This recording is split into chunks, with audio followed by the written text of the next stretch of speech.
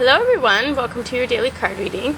This is for December 26, 2014. I hope everyone had a great Christmas, probably still with family, and we're getting ready for the new year. So anyway, this is the daily reading. I think today I'm going to do a inside-outside spread, meaning we're going to look at a person and the outside influences. It could be one person to one person, or it can be one person to a group, or several people. It's just outside influences.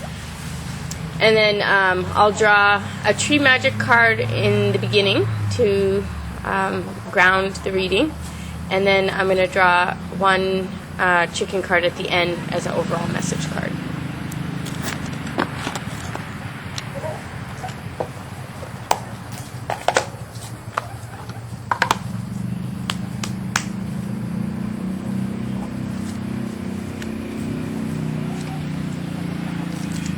Okay, so we have the cypress tree, equilibrium, number 35, and it says, when opportunity is greeted with enthusiasm, success increases naturally.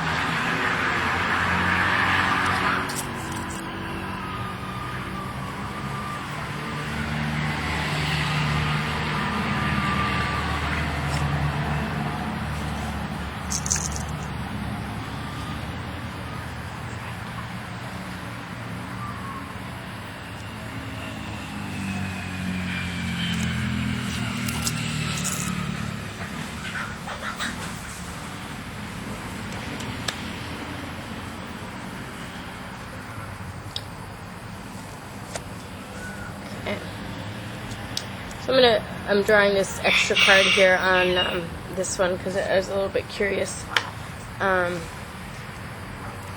Because we haven't seen Artika Waindata in a while. She has to do with a feeling of imprisonment. So I'm just kind of curious what this is all about. So this is the person we're looking at here, and this is the physical world. This experience of imprisonment, and then on the top we have hologramming here. On the top we have little spirit angel, who has to do with making a decision. So this person in the psychological position is trying to make a decision, is trying to know which way to go, what to do. There's a process of figuring out what to do. And then in the physical position, there's an experience of being imprisoned for some reason. So I drew an extra card on that, and this has to do with Gita, which is the song of God. And it's the song of the God within people also. And in this comes from the Hindu tradition in the Sanskrit language, and in their tradition, they have a life of kind of learning the different lower classes. It's as if they have to go out as a mystic and have this experience of knowing what the poverty is like when they're out, doing this mystical experience, and then they go through the different phases, and they become, they learn about, living kind of middle way life almost, where they're kind of like the just general class, and so they start to have this experience with society when they are on their path of mysticism, and they experience society kind of middle class style. Then they have to become a warrior.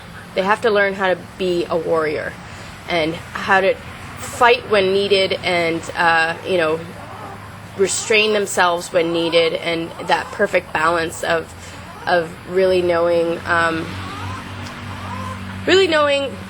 your boundaries and being able to uphold your boundaries. And then when you really master the boundaries, the lesson of boundaries and the lesson of the warrior, then you become the Brahmin, and you live the really high life where you receive a lot, you have a lot of knowledge, you have a lot of wisdom, and you know how to make things work, and you know how to work with people, you know how to work with the world, you know how to work with resources, and you attain the life that you're meant to live. So this is the Song of God. Gita is named after the Bhagavad Gita, which is the Song of God, and it talks about people's path of learning and finding the Atman within themselves to connect to the Brahman, and then when they have fully mastered everything, they have this harmony, this emotional harmony with the world, and really come to peace with everything and receive the life that they're meant to live. So this is like they graduate all the drama, they graduate the chaos, they graduate from the confusion, they graduate from all of the problems and actually live the very, very successful life. So it's interesting because, this is about the song, the individual song that connects to the universal song. And this is about finding your song and being able to live your heart in the world around you. Like, live your heart out in your life. Live the life that you're meant to live. The life of your dreams, and getting your dreams to come true in the physical world, in your heart, in your mind, in the physical world, everything. So anyway, because I pulled this as an indicator on this experience of imprisonment in the physical world, I almost want to say there's some illusion here of this imprisonment, and but there's a definite sense of imprisonment. But as we are experiencing a sensation of imprisonment, we have to learn to find our way out and become peaceful and at peace with our conditions in the moment, and we wait and we strive to have our way out, and because we're looking towards this life that we want to live and we're not there yet, we sense this imprisonment in the physical world. And maybe there are constraints. That happens a lot. I always know I'm gonna go. I always know that I need to break from a situation or a relationship long before I'm able to, and I wait. And in that waiting period, you feel that sense of imprisonment because you're not actually able to go quite yet, but you got your eye on the door. You got your eye on the outlet, on the new life. So just be patient.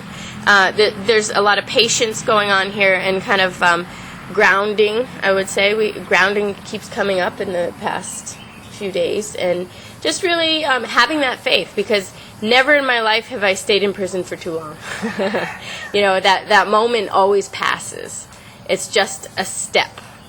It's a moment of pause before you're able to go, and just waiting for that right moment and waiting for everything to come together. And it always does. It always does. I'm telling you, I live my life. I live so many lives in this one life. I live my life so quickly, going through major, and I get very close to people very quick and have high success right away. So I go through life after life after life really quick. And every time it works out. There's always a way out. There's always a moment that you can break free. So no matter what, and even in very difficult relationships, even in very difficult situations. There's always that way out. So even if right now there's this feeling of hold up or something, this is coming, and it's like, okay, now is the time to think about things and really process everything, and then you'll know when this is the decision making process right now. How do I get out of this situation? The psychology here is, how do I get out of this situation? How do I take my next step? How do I make my next move? And what do I do? So this is the decision card,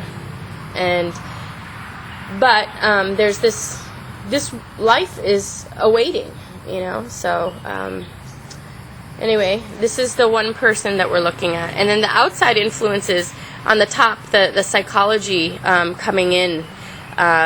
The outside influences here are Batia Arcana, which is really being in the dark, and people kind of being confused or not really knowing what's going on, but at the same time being able to everybody can sense everybody else, and even if they say that they can, or they pretend like they see something different, everybody really knows the truth. That's part of the human mystery. We think that we all see things differently, and we don't. Everyone sees everything the same. We all see everything the same, but people will lie about it, and they'll try and make an illusion. Everybody really tries to create these illusions and confuse people. So there's a lot of confusion, and sometimes we see, we get convinced, we get brainwashed. We see both realities. We see the truth, and then we also see the illusion, and we get confused with that. But still, we see the truth, and everybody sees the truth. Both realities exist. There's not a single person who doesn't see the truth, and there's not a single person who can't see the illusions being created, or see the illusions in addition to the truth. So everything is visible, always. So there is movement in human understanding. There's movement in the drama. There's movement in the play of dynamics, of the trickery and the, all the games that people play. There's movement in that, and movement beyond it, kind of a understanding of it, and really working, somehow working out of that. But there is this confusion, or this illusion, the mystery on the outside. So it's hard when you're trying to make a decision and you're looking at the dark and the confusion here on the outside. So just know, just be certain here, whoever this is, the psychology here, be very certain of being able to navigate in that darkness, and know that it's safe to trust your intuition, and really see in the darkness and be able to navigate, and once you see your mark, you can make it and go. And then also in the outside world, there's this partnership coming in the physical world. So in the physical world, there's this kind of understanding between two people, and a caring and a love between two people that are changing each other. And I didn't notice this until just now, but we have 3 twos here, so that's kind of interesting. We have a lot of relating to each other. So there's this person is strongly trying to relate to the world, and strongly trying to relate to other people. And in the physical world, the relation already, I have to move hologrammy.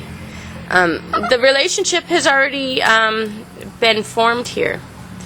And, this is the 2 of Cups. This is love here. And so it's interesting because love is in the physical world surrounding this feeling of imprisonment. And then on the other side is the 6 of Cups, which is the harmonious relations, harmonious life, and then Yeah, I mean, even though there's this decision-making process, just really, I mean, we all know everything. Just really bank on the highest truth.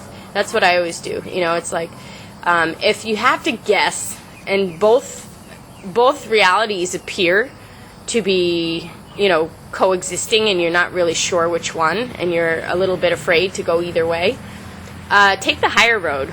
Just assume that everything's great, because if you assume everything's great, and it is, you're golden.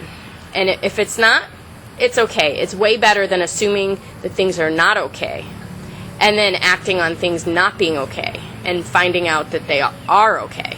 Or if you think that they're not okay, and they really are not okay, and you're right about that, you never really have that clarity that if you influence that, or if you created that. So if you just stay positive and high, and take the highest reality anyway, and things go negative, you can't blame yourself, and it's outside of you, and you know that you did it with best intentions for everybody, and you played your part. You were your warrior.